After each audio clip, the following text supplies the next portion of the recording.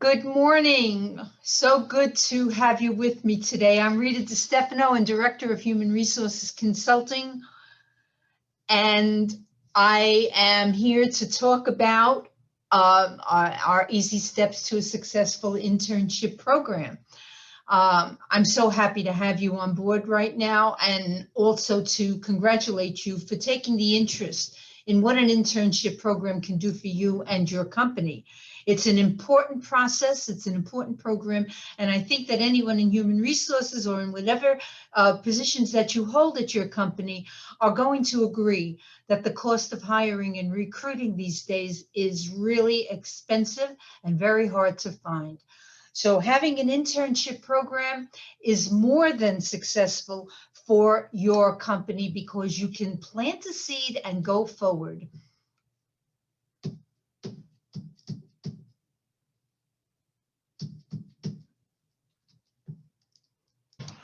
Okay, we're ready to go. Welcome again. We've gotten a few more people to join us. Okay, Rita DiStefano, Director of HR Consulting at Portnoy Messenger Pearl. We're here to talk about a very important program, internships, and how you can put some thought into welcoming these young people or even older people, more senior people who may be looking to transition from jobs that they're in now. Please don't discount that either, because these are also very experienced people that can come into the workplace at a very attractive rate of pay and with experience that they have to bring to your company. So let's talk about a formal program.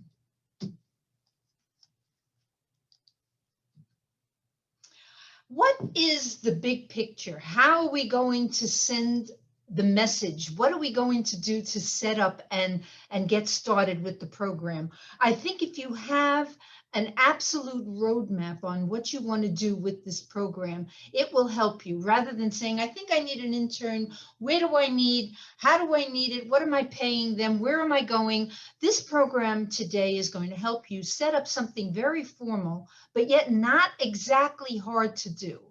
How do we set up the program? Who's going to participate? Let's look at the big picture to see how and who we really need. Explore the involvement of the people that are coming in. And of course, there's always the legalities of the people that you're hiring, whether they're employees or interns. There's always the wonderful legislation out there that you need to follow and know about when hiring an intern. What are the benefits of an internship program? To me, and I've been in human resources for over 25 years and have set up programs for interns in so many corporations, this is a win-win situation.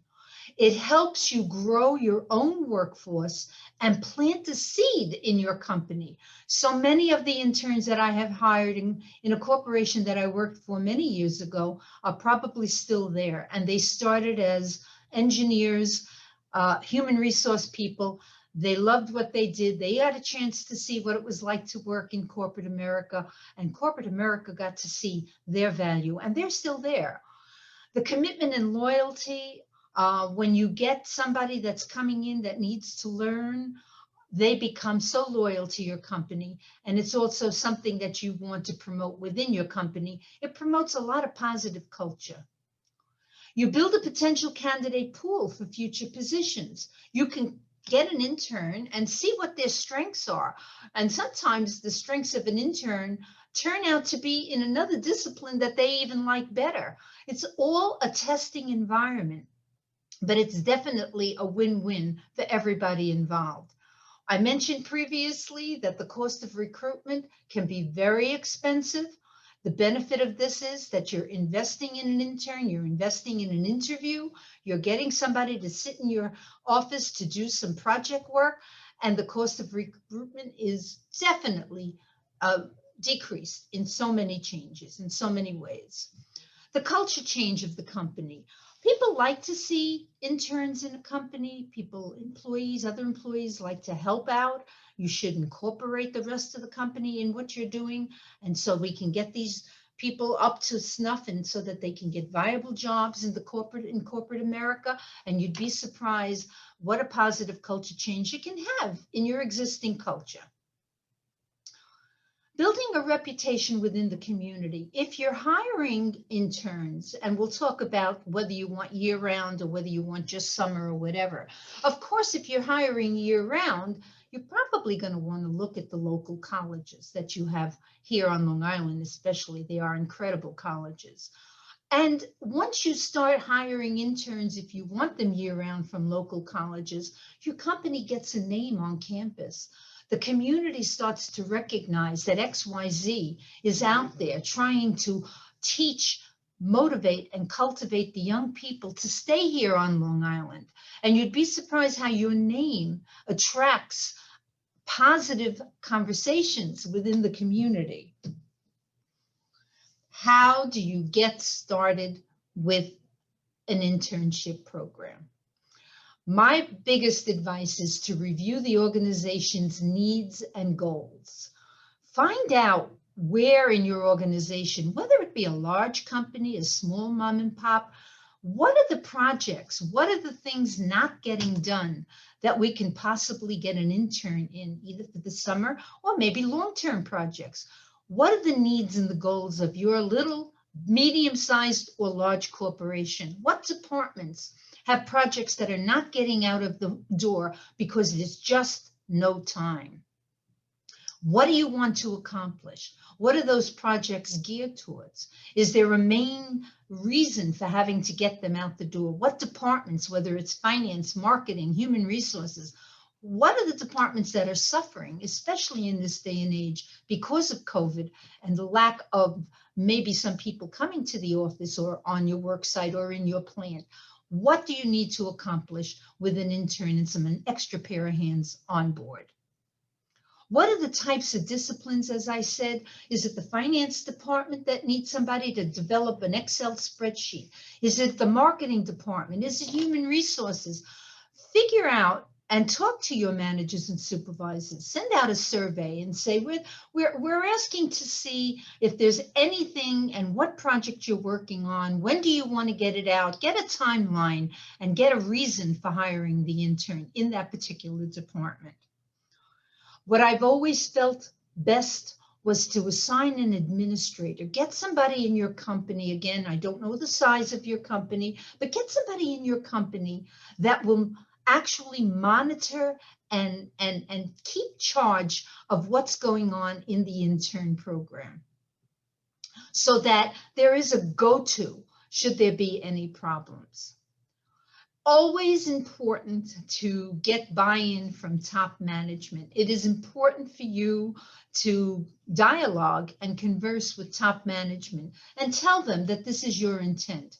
Always important for the top of your company, the president, your CFO, your CEO, to know that these interns are going to be hired and going to be walking around the company. And it's very important to create a job description. Think about what you want the intern to do. So you actually have a roadmap. You actually have a reason, and you actually have a goal and objective of what this young intern or senior intern is going to do for your company. So you can see getting started is a very important part because it is the foundation of the program. Once you know where you are and where you're going, the intern is going to work better because they know that they have a goal and objective, and so do you. So it's worth all the time. Define the objectives. As I said earlier, do you want a paid intern? Do you want an unpaid intern? Or are you hiring an intern that is going to do this for credit towards their degree in college? That is an important decision to make, because the legalities for paid and unpaid and credit interns are very different, and I will get into that later in the presentation. Do you want a part-time or a full-time employee, an intern? If you want a part-time employee, that's going to, of course, it's determined by the budget you have as well. The year-round versus summer or intersession is another important decision, because as I previously mentioned, if you want a year-round employee intern, that is going to determine which colleges you're going to recruit from. Because if it's a local college that's going to Stony Brook University and you're looking for an engineer, and that's a discipline that Stony Brook really excels in, you're liable to have this intern not only during summer intersession and holiday intersession, but they do have a schedule of classes during the school year that you could work around and get them to come in part-time. This is one of my favorite internship programs because you are molding a young mind or anybody who wants to get into a different discipline in your organization that is able to start a project and continue it throughout the entire year. So year-round versus summer is a very important decision. Summer internships are wonderful. They can be designed just for project work. Intersession, again, just for project work. If you have decided previous to what we spoke about, what projects you want to get done. If they're more long range, then of course you're looking for year round and you're looking for local colleges, which is a wonderful thing. So that's a very major decision in your mind. And the age consideration, of course, depending on the kind of internship you're offering, high school, college, or grad school, will depend on the budget that you have, and also the safety issues for high school students. Depending on what environment you're hiring them for, there are certainly Department of Labor regulations of age-wise students that cannot go to certain areas of, let's say, a manufacturing environment, to put them in danger of any kind of machinery or whatever. So that is something you'd have to look into. College, of course, they are pretty much of age, and pretty much they would be able to do just about any job that you have, and be able to be paid whatever the discipline is and the going rate is for whatever you need. And the same thing with the grad school. If you're looking for somebody who's maybe in an MBA course or in an advanced engineering course, you would probably want to pay that person a little bit more and go by regular compensation. So you can tell by this one page, by defining your objectives, you are defining the type of student that you're getting, how much money you need to pay, the budgets, depending on the amount of knowledge that they have, and whether you want to do a year-round or whether you want to do a summer or intersession course for them. Okay, important. Legal requirements from the Department of Labor. Now, we talked about 4-credit students. If these are students that are coming in to satisfy a requirement for the curriculum of their degree, anyone who is coming in under those circumstances, this must be for the benefit of the intern. While they're there, they're not only conducting and doing project work for you, but they are completing project work for their degree. And you probably would be the person that is going to have to do a review and answer questions about how the intern reacted and behaved and what kind of credits and what their strengths and their weaknesses were. So when you're doing something for credit, it is definitely a non-paid internship, but the responsibility is to take care of the intern, to be sure that they have a wonderful learning experience while doing things for your company on site. And the intern is not going to take the place of any other employee in your company.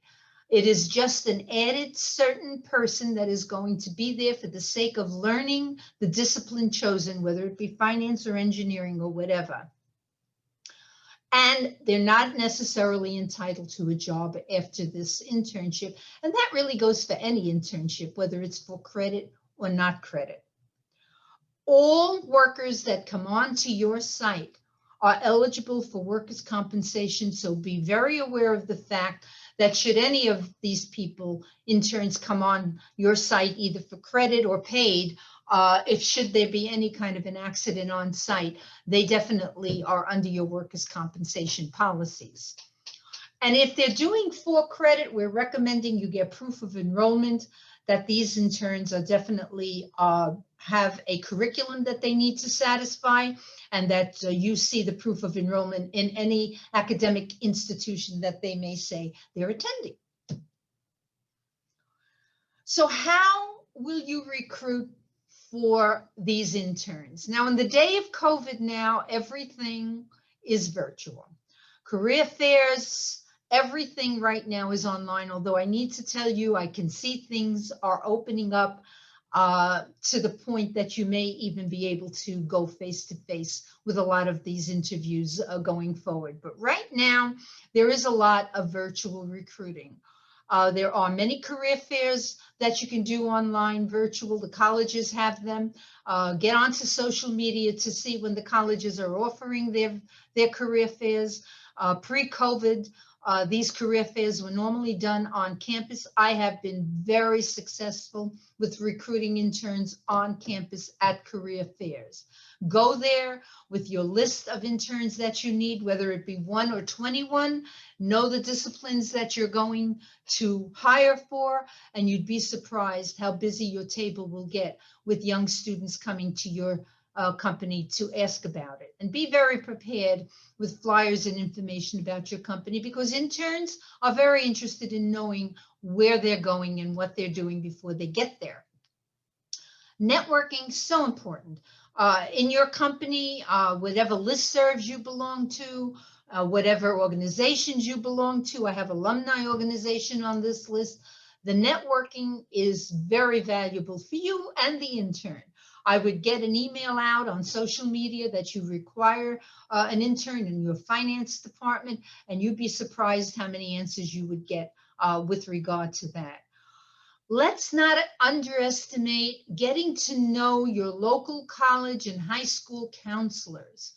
I know that many times they'll say, just send your request and we'll put it online. My recommendation is make a phone call to the college, see if you can get, or the high school, see if you can get into a conversation with the local counselor. They will get to know you and they will filter you the best students for the requirements that you have. Very important to go that extra mile and make that extra phone call. We're so used to texting and emailing and online. That phone call can go a very long way. Not to underestimate the online sites.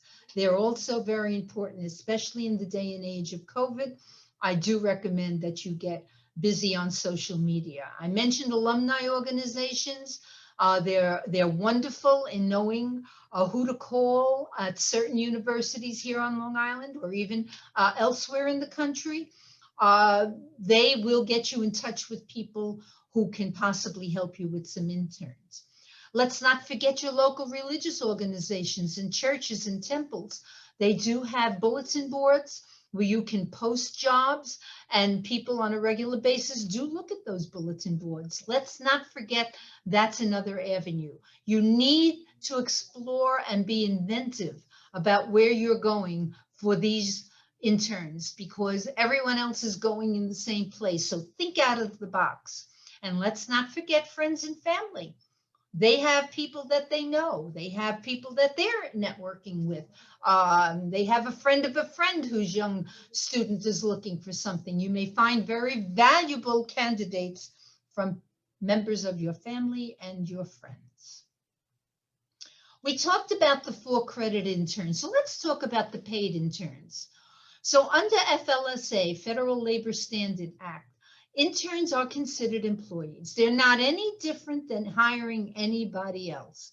They're subject to the minimum wage and overtime rules. So whatever you're paying your employees now are no different with the way you would pay an intern. So let's remember that that is not any different. They're entitled to everything an employee is entitled to, such as federal leave benefits, FMLA, paid family leave, New York State sick and safe time.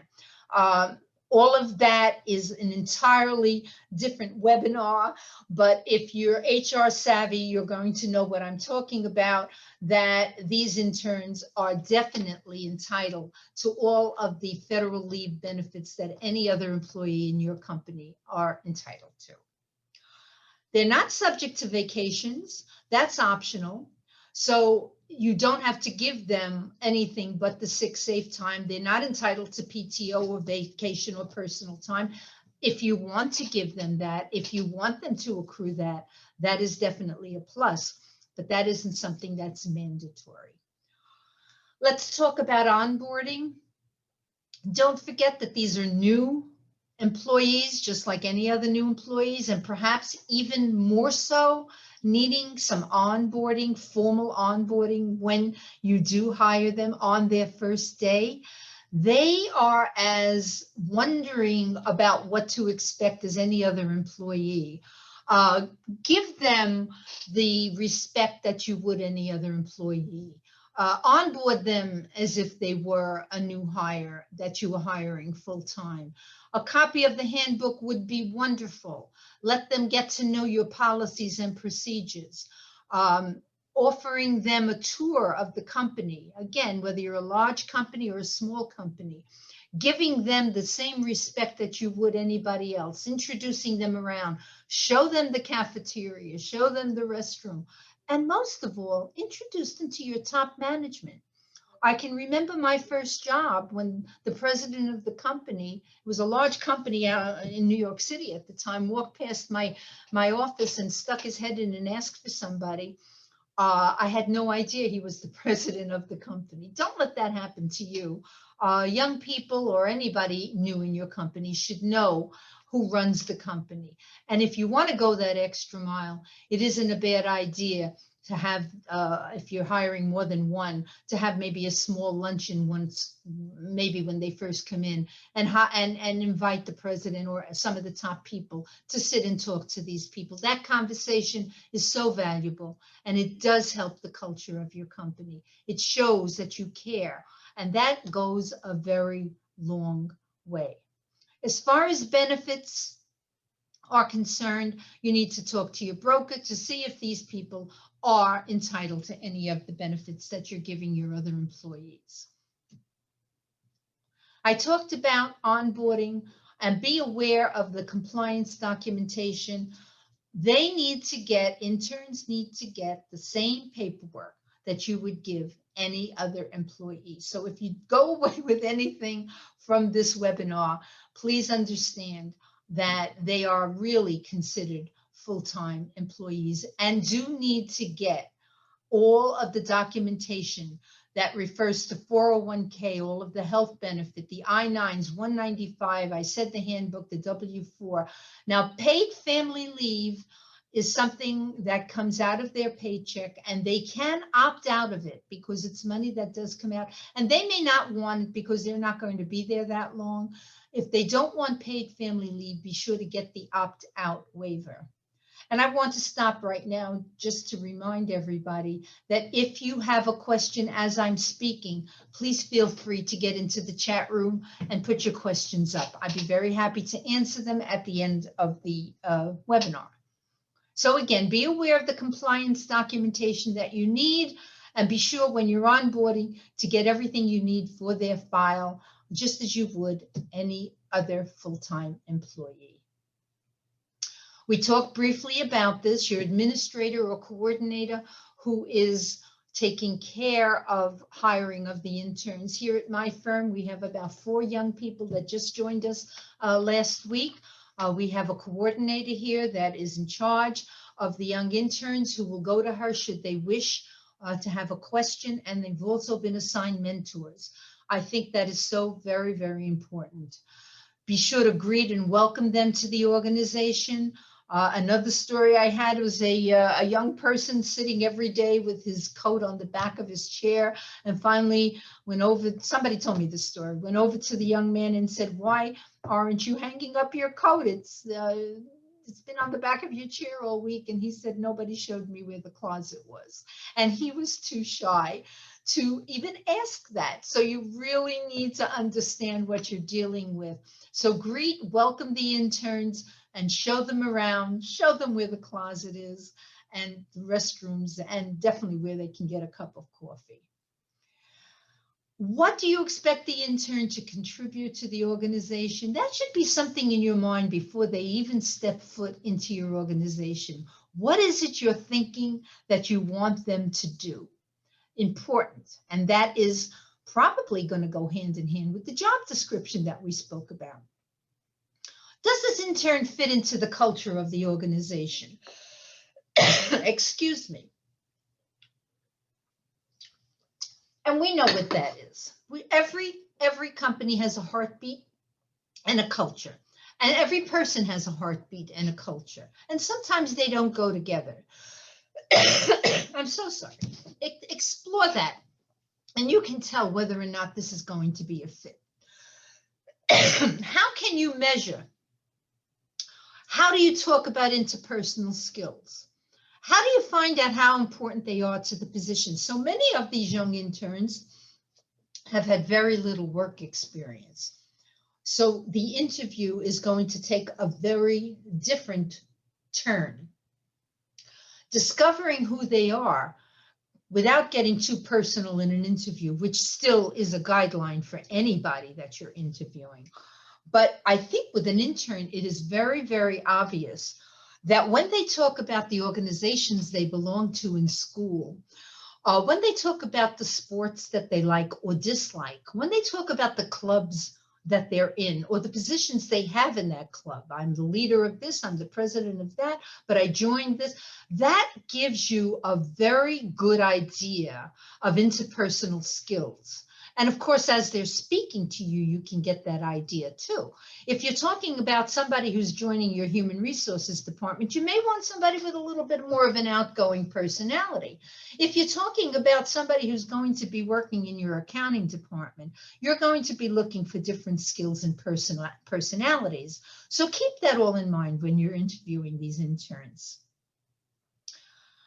And that answers the next question on what information on the application or resume makes the intern a good match. Again, the clubs, the leadership skills. Were they part of a welcoming committee for other students in the high school, which would show that they have maybe more outgoing personalities? You need to use your skills to determine where these people are going. What can you derive from the interview regarding work ethics? That, of course, comes again from the resume, from the discussion, when they're telling you how they've met a deadline or have not met a deadline in a conversation of a school project or whatever. You can get a very good idea of what's going on there. Okay, how do you measure success of an intern? Remember, I said to you that we're treating these interns as an employee. So why not conduct an evaluation review? Why not give them feedback? If they're there for the summer, I think it would be nice to at least get back to them every couple of weeks with good and bad, constructive coaching, counseling advice. Don't allow yourself to just ignore the fact that they may be performing outstanding or they may not be performing outstanding. They need as much feedback, whether it's positive or negative, as you can give. The negative feedback isn't so much negative as it is constructive. So remember, we are mentoring the intern. So when you're evaluating, it is very important to give both sides and look as if you're coaching and counseling. And setting up the goals and objectives, again, we keep repeating that, very important. And what's really important is keeping open lines of communication. Setting up a time, whether it be once a week, depending on your schedule as well, to be able to communicate with the intern, either something about the project or something about office politics that may be on their mind, things that are going on in the office that may cross their mind. If you have a good communication line with the intern, you'll be able to get a lot more out of what this intern is thinking and perhaps help the intern know what to do should there be an issue. And there will be an issue and there will be mistakes made, and that's okay, because these are people that are not used to doing the job. They're just learning it right now. So try to understand that it is definitely a two-way conversation. and that we are understanding that these are people that are new to the job and they need to have somebody to talk to. I said mistakes will be made, coach and counsel, it's fine. When you make a mistake, when I make a mistake, I try very hard not to do it again. That's exactly what would happen. It would be a real light bulb going off over their head when they say to you, wow, I didn't know that. Thank you. Because it's a learning experience for you and for the intern. And giving feedback on a constant basis is very, very important. You can give just verbal feedback, or you can create some kind of an informal performance review so that this intern knows what's the good, the bad, and the ugly. Okay, so the intern assignments, as we talked about at the beginning of the webinar, should be project driven. The tasks should be assigned. They shouldn't be left to try to figure out what you want. Be open to suggestions by the intern. You may give them a project and I think it's so important that they know you really will value their input. If there's something they need to add to, if they're thinking, they should know that their thoughts are as valuable as yours are. What skills are you needed? That's going to be determined in the beginning to perform these assignments. And the skills for an intern, should there be a long-term relationship, you're hiring somebody for a year round, these interns may be wanting to learn a little bit more of the skills that they need to perform the project-driven assignments that they have. And it wouldn't be a terrible idea to give them some training within your company that will help them do the job of the project that you have for them.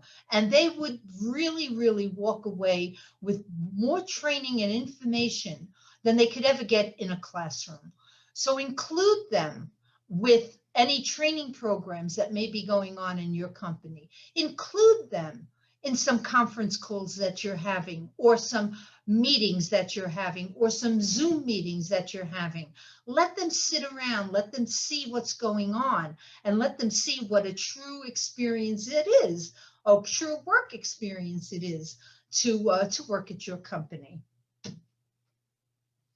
What are the interns expecting? Well, exactly what I just said.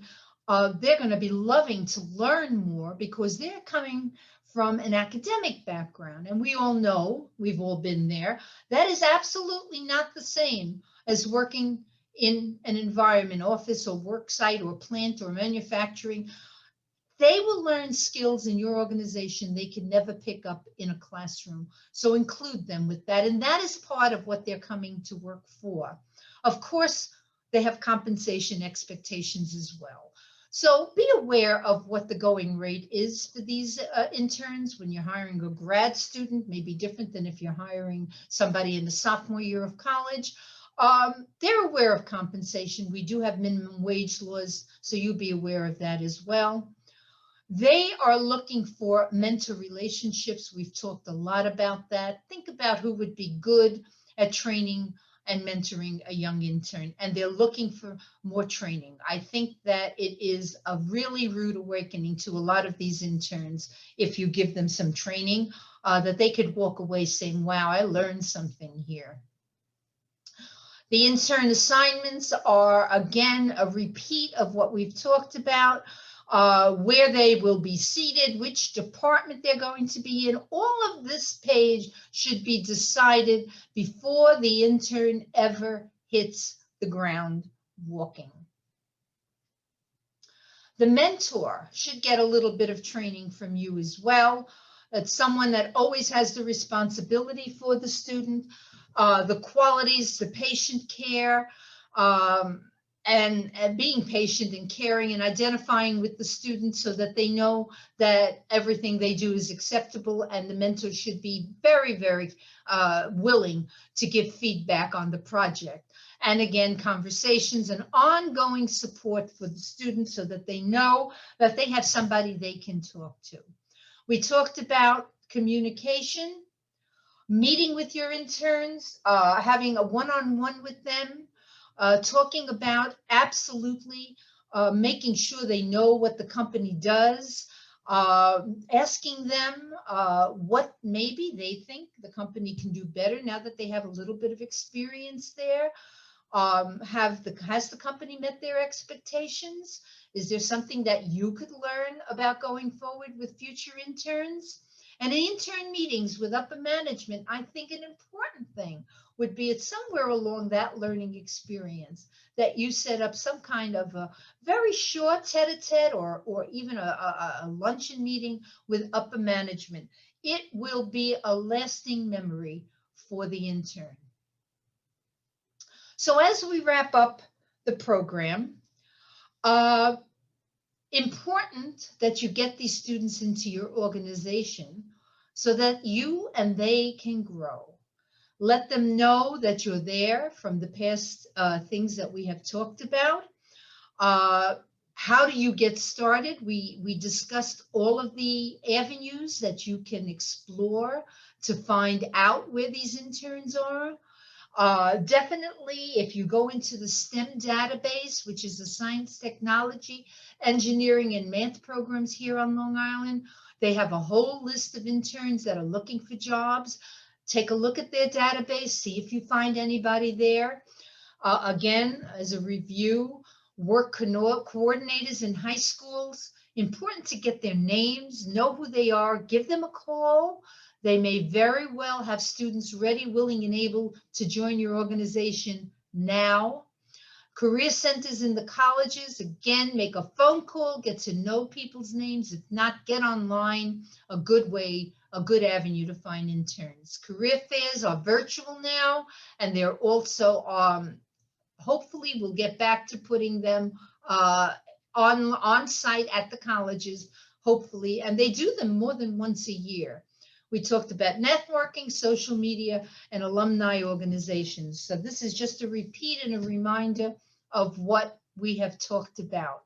So important, and I'm so happy that you all joined me today to talk about how important it is for interns to be into your company. They definitely have a place and a future here on Long Island. We want to keep our good people here, our good students, to stay here on Long Island. We have wonderful companies here that can really, really use the education we pay so dearly to give our young students. And they really need to know that we're here and we want them. And an internship program is the best way to do that. If you have any questions after this webinar that you need me to help you with, any names I could give you to get you on the right track, please don't hesitate to get back to me. My name is on the screen, my email. I'm more than happy to answer you. And I wish you all the very best in your internship programs and the fact that you have at least spent some time with me here this morning to find out how to get started on a good, healthy, prosperous, win-win situation with the interns out there. Thank you so much for joining us. I appreciate your time. I wish you all the best and stay safe out there. Thank you. Bye-bye.